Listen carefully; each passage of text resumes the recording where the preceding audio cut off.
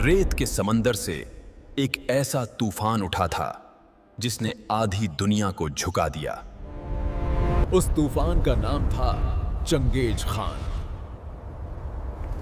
लेकिन कहानी यहीं खत्म नहीं होती। उसकी विरासत सदियों बाद हिंदुस्तान में एक नए नाम के साथ जिंदा हुई, मुगल के नाम से। 13वीं सदी मंगोलिया के मैदानों से उठने वाली एक जंगजू कौम, सख्त मिजाज, बेखौफ, नाकाबिले शिकस्त मंगोल एक मंगोलिक नस्ली और मंगोलिक जबान से ताल्लुक रखते थे, जो तुर्क नस्ल से अलग मगर उनसे करीबी ताल्लुक में थे।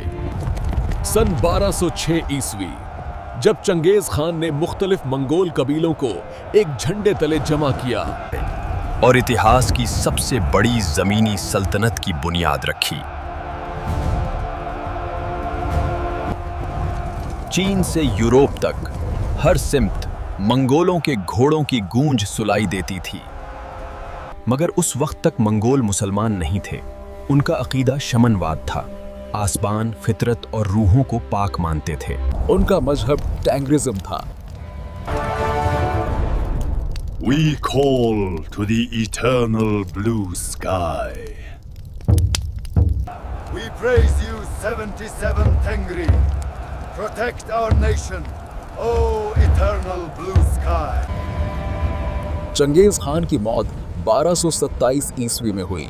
उसकी मौत के बाद सल्तनत 4 बड़े हिस्सों में बट गई: गोल्डन होर्ड, इल्खानी सल्तनत, चगताई खानियत और युवान खानदान। ये तारीख का सबसे दिलचस्प मोड़ है। जब मंगोलों ने सेंट्रल एशिया, खुरासान और फारस पर कब्जा किया, तब वो इस्लामी तहजीब और मुआसरे के करीब आए। वक्त के साथ सियासी ताल्लुकात, तिजारत और मकामी असरात ने मंगोल हुक्मरानों को इस्लाम की तरफ माइल किया। अहम मोड़ उस वक्त आया जब बरके खान ने इस्लाम कबूल किया। फिर 1295 ईस्वी में गाजान खान ने फारस में इस्लाम अपना लिया। अब मंगोल सिर्फ तलवार के अलंबरदार नहीं रहे, बल्कि इस्लामी शिनाख्त भी इख्तियार कर चुके थे। यानी नस्ल मंगोल रही मगर मजहब इस्लाम हो गया। सदियां गुजरती हैं और तारीख के स्टेज पर एक नया नाम नमूदार होता है: तैमूर। तैमूर बराह रासत चंगेज खान की औलाद से नहीं था, मगर वो मंगोल नस्ल के बारलास कबीले से ताल्लुक रखता था। तैमूर खुद को चंगेज खान का विंसिज नहीं बल्कि उसकी वरासत का वारिस मानता था। बारलास कबीला इब्तिदा में मंगोल था, मगर बाद में तुर्की तहजीब और तुर्की जुबान से मुतासिर हो गया। तैमूर ने चंगेज खान के खानदान में शादी की और गोरकानी का लक़ब पाया। वो कहता था कि मैं चंगेज खान की सल्तनत को दोबारा जिंदा करूंगा। इसने वस्ती एशिया, फारिस, इराक, शाम और हिंदुस्तान तक खूनरेज फतूहात की। तैमूर ने 1398 में दिल्ली पर हमला किया और शहर वीरान हो गया।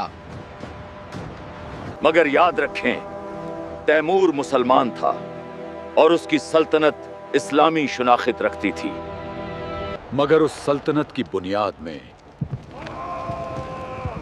खून की स्याही भी शामिल थी। यानी तैमूर मंगोल नस्ल और इस्लामी इख्तिदार का इम्तिजाज था। अब आता है वो शख्स जिसने हिंदुस्तान में एक नई सल्तनत की बुनियाद रखी, जिसका नाम था बाबर।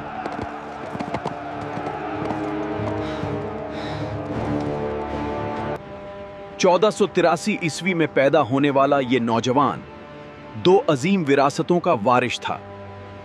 बाप की तरफ से वो तैमूर का परपोता था और मां की तरफ से वो चंगेज खान की नस्ल से था।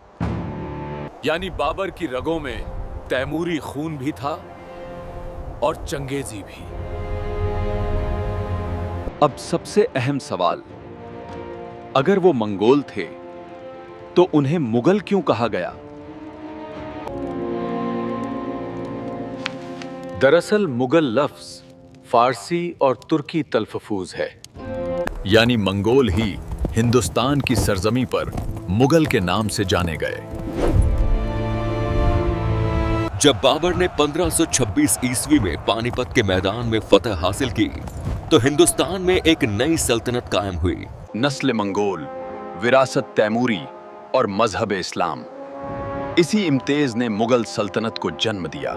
मुगल मंगोल नस्ल के वो मुसलमान हुक्मरान थे बाबर, जो आज के उज़्बेकिस्तान से हिंदुस्तान आए थे। चंगेज खान एक गैर मुस्लिम मंगोल फातिह था, मगर उसके जानशीनों ने इस्लाम कबूल किया। तैमूर मंगोल नस्ल का मुसलमान हुक्मरान था और बाबर ने दोनों विरासतों को एक कर दिया।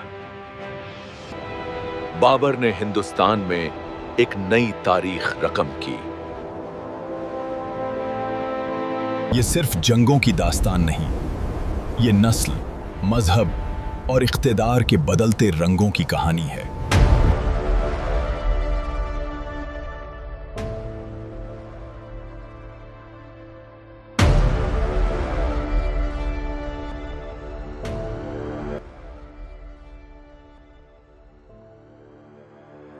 वो आए, उन्होंने दुनिया बदल दी और फिर तारीख बन गए।